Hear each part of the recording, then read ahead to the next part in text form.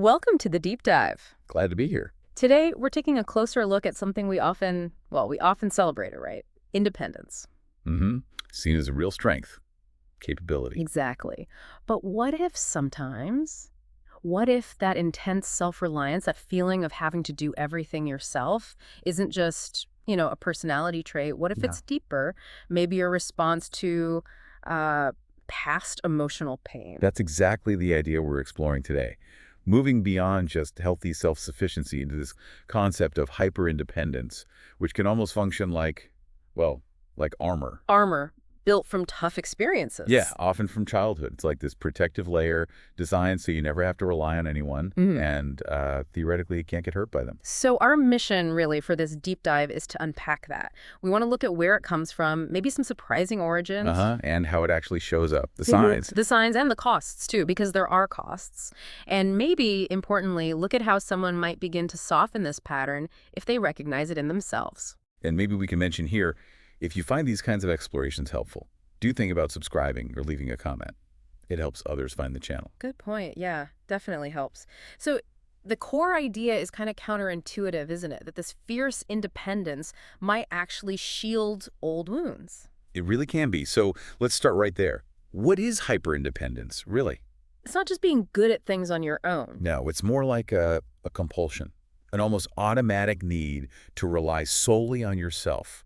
For everything, emotional support, practical stuff, money, relationships, you feel like you must handle it all alone. And it's that refusal, often unconscious, to let people in, like a real difficulty with trust, avoiding vulnerability at all costs. Definitely.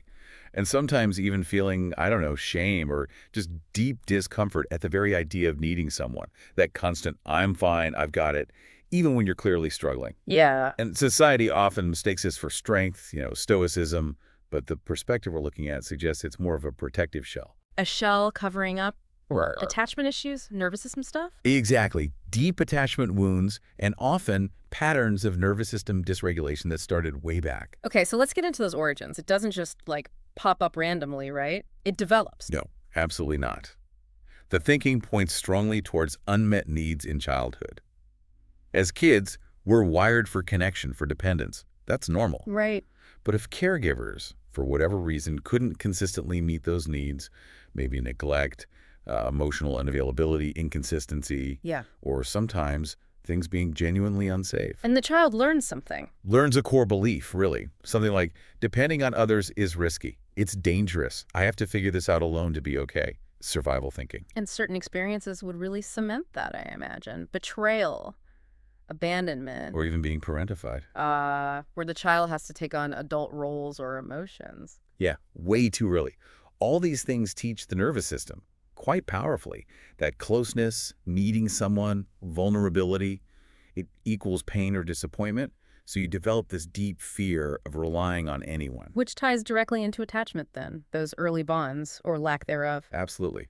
When caregivers can't tune into a child's needs, the child internalizes that their needs are, I don't know, a burden or just invisible. This often fosters insecure attachment styles. Avoidant attachment, for example, where closeness itself starts to feel threatening. So the adaptation is what? To just shut down those needs, numb them out. Pretty much. Suppress them. And then in adulthood, you see the patterns. Difficulty asking for help, even small things feel like a huge imposition. Feeling suffocated when relationships get close. Or linking your entire self-worth to how much you can handle alone. And sometimes, like a real panic response when you start to feel genuinely close or, God forbid, dependent on someone. Because the underlying fear is, if I let myself need you, you'll hurt me. You'll leave me. That past pain just fuels the do-it-myself engine. And you mentioned the nervous system. This isn't just psychological, it's physical. Deeply physical. Our systems are built for co-regulation, feeling safe with others. But trauma, or that chronic lack of needs being met, disrupts this. It leads to being chronically dysregulated. And hyperindependence taps into those dysregulated states. Yeah, it often seems to mix elements of, say, the freeze response, that kind of emotional shutdown where connection just feels overwhelming. Right. And maybe the flight response, too, that urge to escape intimacy, run from vulnerability because it feels so dangerous. It's the body screaming, retreat. Close is not safe. Okay, so let's talk about signs. How might you, listening now, recognize this pattern? It's not always obvious, is it? No, often quite subtle, like consistently downplaying your struggles, always saying, I'm fine, to avoid, quote, burdening people. Or that weird irritation when someone offers help. Like, how dare they imply you can't manage? Exactly. Or just holding the strong belief that needing people is inherently weak. Overworking is a big one too, right? Refusing rest, refusing delegation. Yeah, because stopping feels vulnerable. And isolating yourself when you're actually distressed instead of reaching out. And that feeling of being totally out of control if you do try to be vulnerable or ask for help, that fear of being too much or too needy. All classic signs. But it's so crucial to remember, as the perspective here emphasizes, these aren't character flaws. They are brilliant, sophisticated survival strategies. Strategies your system figured out to keep you safe when maybe vulnerability wasn't safe. Precisely. This is how we survive. That's the underlying message. Which explains why it feels safe, right? That illusion of control. If I don't rely on anyone, no one can let me down. You control the variables. But the trade-off? It's huge. What do you lose? Well, real emotional intimacy, for one. That deep sense of belonging. The actual healing that happens through co-regulation in safe relationships. And just rest. Shared responsibility. Yeah. There's a line suggesting it stops protecting you from danger and starts shielding you from love. That's powerful. It really is. And the cost of constantly carrying everything alone, it's exhausting. Burnout seems inevitable. Burnout, yes. Yeah. And often a profound loneliness. Even if it's hidden behind competence or pride, your emotional needs just don't get met because the walls are too high. Leads to disconnection in relationships, even if you secretly crave closeness. Absolutely. And maybe the most painful cost is it kind of disconnects you from your own humanity in a way.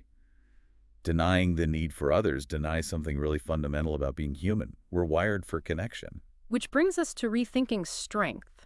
Culture loves the lone wolf idea. The rugged individual. But this perspective offers a different view. What is real strength then? It's maybe not about pushing everyone away. It's about knowing when to lean in, knowing when you need rest, knowing how to actually receive support gracefully. So strength isn't doing it all alone. It's knowing you don't have to. And healing involves redefining safety, not as isolation, but as healthy interdependence. Because the nervous system heals through connection, safe connection, not by staying alone. And the trauma-informed view sees this not as something wrong with you. Not at all. It sees it as a brilliant adaptation, a survival strategy that worked. It kept you safe. Full stop. But maybe it's outlived its usefulness, or the costs now outweigh the benefits. Exactly. It might be preventing you from getting the connection and ease you now long for. Yeah. And the hopeful part is this pattern can soften.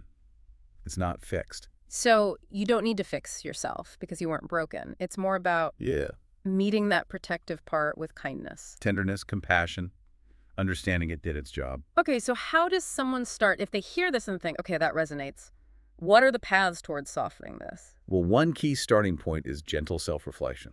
Looking back, but kindly. Yes, with curiosity, not judgment. Asking yourself things like, what's an early memory of needing someone and maybe not being met in a safe way? How did your family, your caregivers, typically react to vulnerability? When you think about asking for help now, what's the fear that comes up? That's deep work. It is. And another question is, what does that super independent part of you, that protector, actually want you to know? What's its positive intention? And maybe just imagining, what might it feel like, even a tiny bit, to share a small burden with someone safe? Just noticing the feeling, gently. And because it's so physical, so wired in, the body needs to be involved in the healing, somatic practices. Hugely important. These aren't just intellectual exercises. They help restore that felt sense of safety in your nervous system. Yeah. Things you can actually do. Like what? Things like vagal toning, simple stuff, humming, gargling, deep, slow breaths. They can activate the calming part of your nervous system. There's titration. Meaning small doses. Exactly. Allowing connection or vulnerability in tiny, manageable steps. Checking in with your body, knowing you can pull back, orienting, like looking around the room, naming objects, grounding yourself in the present. Even simple self-touch, like a hand on your heart, can be soothing. It's about building that internal safety foundation. And then there's repairing attachment, which happens in relationships. Yes, specifically in relationships that feel consistently safe, emotionally attuned, non-judgmental, and importantly, respectful of your pace.